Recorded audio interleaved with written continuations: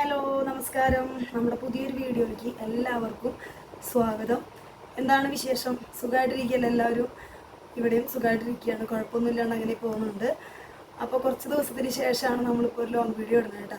അപ്പോൾ എന്തായാലും നമ്മുടെ ഈ ഒരു വീഡിയോ ആദ്യമായിട്ട് കാണുന്നവരുണ്ടെങ്കിൽ നമ്മുടെ ഈ ഒരു ചാനൽ സബ്സ്ക്രൈബ് ചെയ്ത് നമ്മൾ സപ്പോർട്ട് ചെയ്യുക. എനിക്ക് ഈ സബ്സ്ക്രൈബേഴ്സൊക്കെ വളരെ കുറവാണ്. ശരിക്കും ഈ വീഡിയോ കാണുന്ന ആൾക്കാർ വിചാരിച്ചാലല്ലേ നമുക്ക് കൂട്ടാൻ പറ്റുള്ളൂ. അപ്പോൾ അതിന് നിങ്ങളുടെ സപ്പോർട്ട് എന്തായാലും വേണം. പിന്നെ അതേമാതിരി നമ്മുടെ ഷോർട്ട് വീഡിയോ ഒക്കെ ഉണ്ട് കേട്ടോ, ഒക്കെ ഒന്ന് പോയി കാണണം. ഇഷ്ടപ്പെട്ടാൽ ലൈക്ക് ചെയ്യുക. പിന്നെ ഈ വീഡിയോ കണ്ടിട്ട് നിങ്ങൾക്ക് എന്തെങ്കിലും അഭിപ്രായം പറയാനുണ്ടെങ്കിൽ, ഇനിയിപ്പോൾ എന്തെങ്കിലും എന്നോട് ചോദിക്കാനുണ്ടെങ്കിൽ കമൻറ്റ് ചെയ്യുക കേട്ടോ. അപ്പോൾ എന്താ വിശേഷം എന്ന് വെച്ച് കഴിഞ്ഞാൽ എന്നത്തെയും പോലെ അങ്ങനെ പോണ്. ഓട്ടോറിക്ഷ ഡെയിലി ഓട്ടം പോകാറുണ്ടായിരുന്നു. പക്ഷെ ഇപ്പോൾ ഒരു 2 ദിവസമായിട്ട് എന്തോ എനിക്കൊരു മടി എവിടെയോ തട്ടിയിട്ടുണ്ട്. അത് ഫുൾ ടൈം ആയിട്ട് ഞാൻ വർക്ക് ചെയ്യണില്ലായിരുന്നു, വണ്ടി എടുത്ത് ഓടാൻ പോയിട്ടില്ലായിരുന്നു. അപ്പോൾ എന്തായാലും ഇന്നിപ്പോൾ നൈറ്റ് കേട്ടോ, ഇന്നിപ്പോൾ നൈറ്റ് പോവുകയാണ്.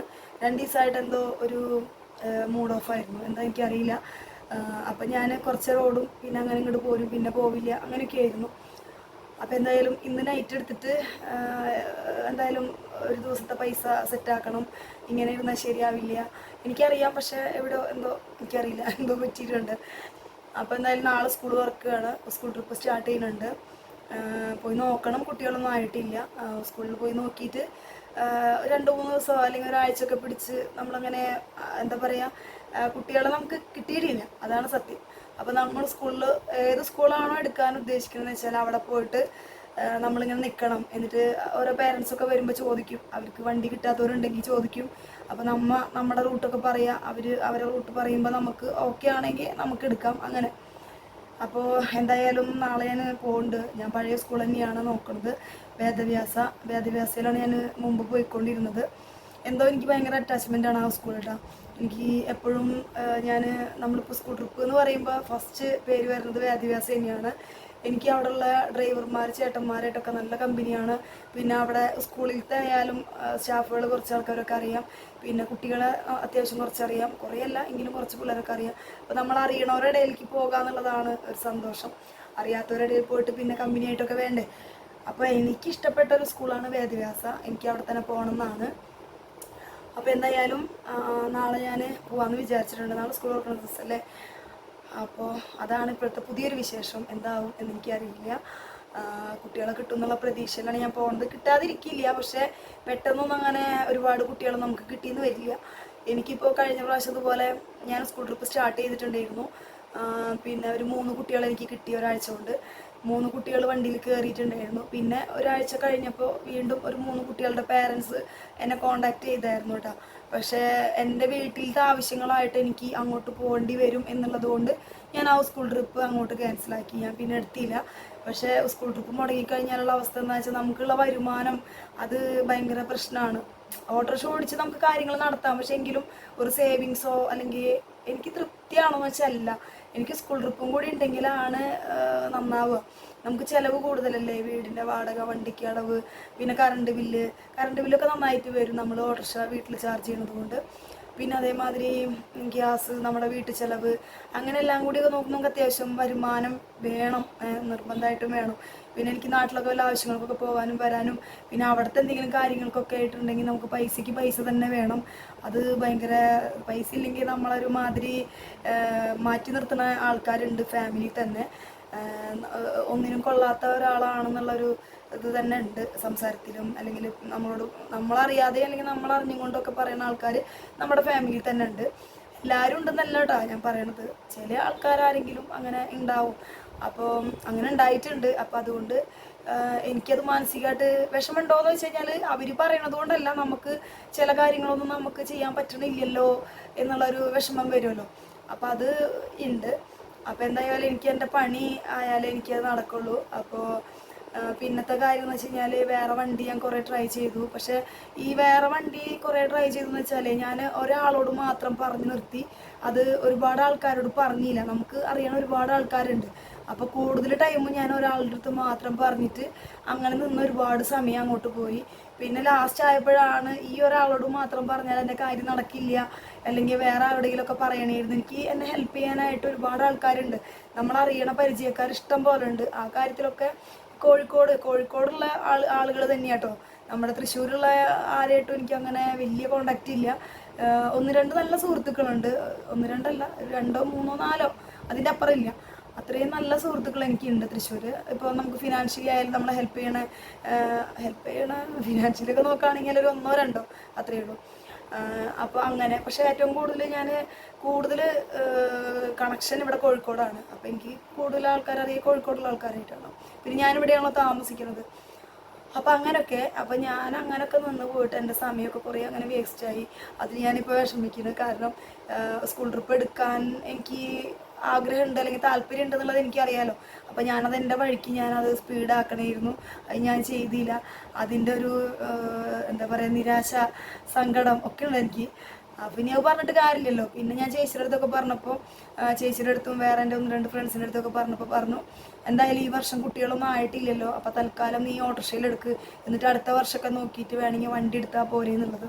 അപ്പോൾ എന്തായാലും അത് നല്ലൊരു ഓപ്ഷനാണ്. ഇപ്പോൾ ഒരു 5 കുട്ടികളോ അല്ലെങ്കിൽ 7 കുട്ടികളൊക്കെ കിട്ടിക്കഴിഞ്ഞാലും നമുക്ക് ഓട്ടോറിക്ഷ തന്നെ ധാരാളമാണ്. അപ്പോൾ അതിലെടുക്കാന്നുള്ളതാണ്. പിന്നെ എനിക്കൊരു ടെൻഷൻ എന്താ വെച്ചാൽ മഴക്കാലമൊക്കെ വരുമ്പോഴേ, ഇത് ഇലക്ട്രിക്കിൻ്റെ ഓട്ടോറിക്ഷയാണല്ലോ. അപ്പോൾ അതുകൊണ്ട് എന്തേലും എവിടെയെങ്കിലും സ്റ്റോപ്പായി പോവോ, എന്തേലും പ്രശ്നം ഉണ്ടായിക്കഴിഞ്ഞാൽ കുട്ടികളുടെ ട്രിപ്പ് എന്നൊക്കെ പറയുന്നത് പാസഞ്ചേഴ്സിൻ്റെ പോലെ അല്ലല്ലോ. സ്കൂൾ കുട്ടികളെ നമ്മൾ അത്രയും ശ്രദ്ധിച്ച് അങ്ങനെ സ്ഥിരമായിട്ട് എടുക്കുന്ന ഒരു ട്രിപ്പാണ്. അത് നമുക്ക് അങ്ങോട്ടും ഇങ്ങോട്ടൊന്നും പെട്ടെന്ന് അങ്ങോട്ടും ഇങ്ങോട്ടൊന്നും ഇട്ടെറിഞ്ഞ് പോകാൻ പറ്റില്ല. അപ്പോൾ അതായിരുന്നു എനിക്ക്. അപ്പോൾ എന്തായാലും എന്തും വരട്ടെ, വരുന്നിടത്ത് വെച്ച് കാണാം എന്നുള്ള രീതിക്ക് ഞാൻ എടുക്കാൻ തന്നെ വിചാരിക്കുകയാണ്. പിന്നെ ഇലക്ട്രിക്കിൻ്റെ ഓട്ടോറിക്ഷയിൽ സ്കൂൾ ട്രിപ്പ് എടുക്കുന്ന ആൾക്കാരൊക്കെ ഉണ്ട് കേട്ടോ. ഞാൻ എടുക്കാത്തത് കൊണ്ട് എനിക്ക് അങ്ങനത്തെ ഒരു സംശയം, എന്തെങ്കിലും അങ്ങനെ ആവുമോ എന്നുള്ളത്. അപ്പോൾ അത് അന്നേരം നോക്കിയാൽ മതിയല്ലോ. അപ്പോൾ അങ്ങനെ വിചാരിക്കണം. അപ്പോൾ എന്തായാലും നാളെ സ്കൂൾ ട്രിപ്പ് സ്റ്റാർട്ട് ചെയ്യാണ്. സ്കൂളിൽ പോവാം. കുറേ നാളുകൾക്ക് ശേഷം, അല്ലെങ്കിൽ ഒരുപാട് മാസങ്ങൾക്ക് ശേഷം ഞാൻ കുറേ ഡ്രൈവർമാരൊക്കെ നാളെ കാണും അവിടുന്ന്.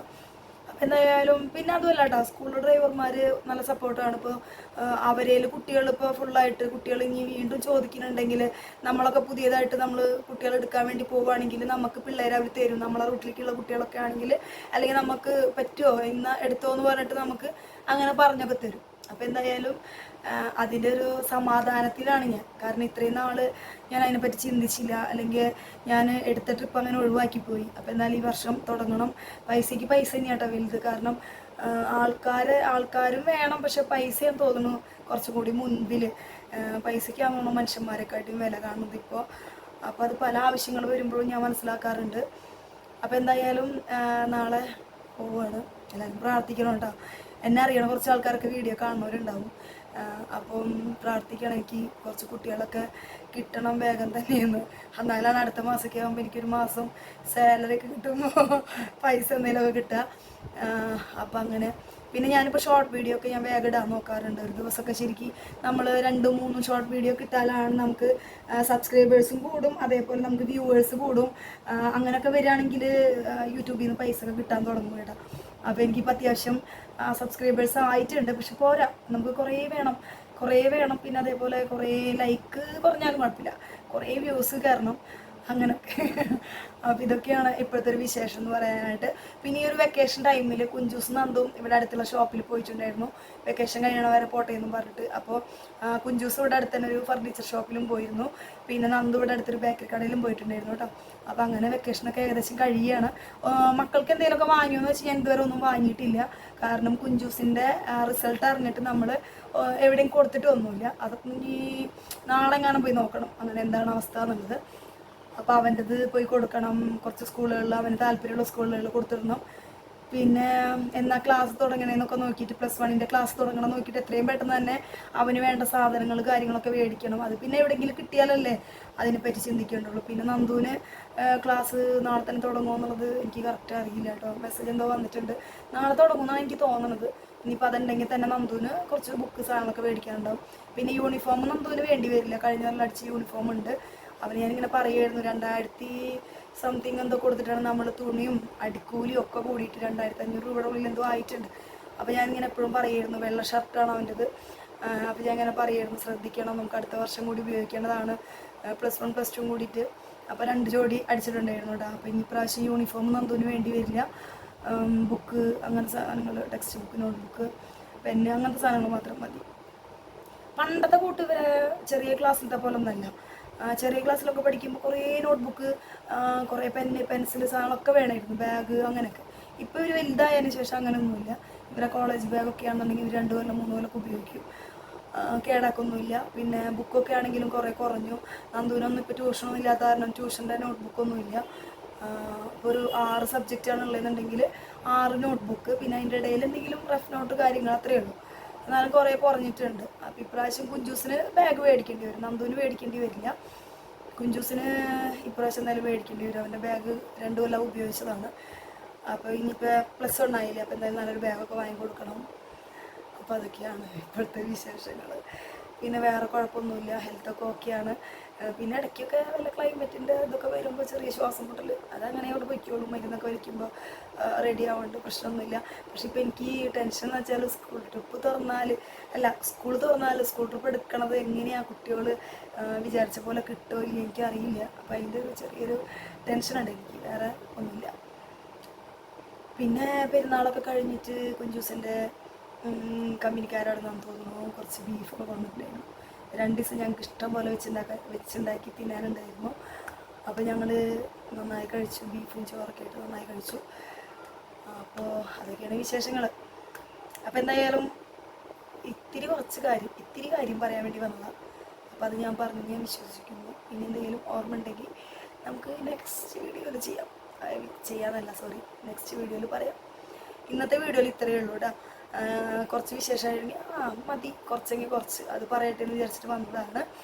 അപ്പോൾ ഞാൻ പറഞ്ഞത് മറക്കണ്ട, നമ്മുടെ ഈ ഒരു വീഡിയോ ആദ്യമായിട്ട് കാണുകയാണെങ്കിൽ ഞങ്ങളുടെ ചാനലൊന്ന് കയറി നോക്കണം, സബ്സ്ക്രൈബ് ചെയ്യണം. പിന്നെ നമ്മൾ അറിയുന്ന ആൾക്കാരൊക്കെ വീഡിയോ കാണുകയാണെങ്കിൽ കമൻറ്റ് ചെയ്യണം കേട്ടോ.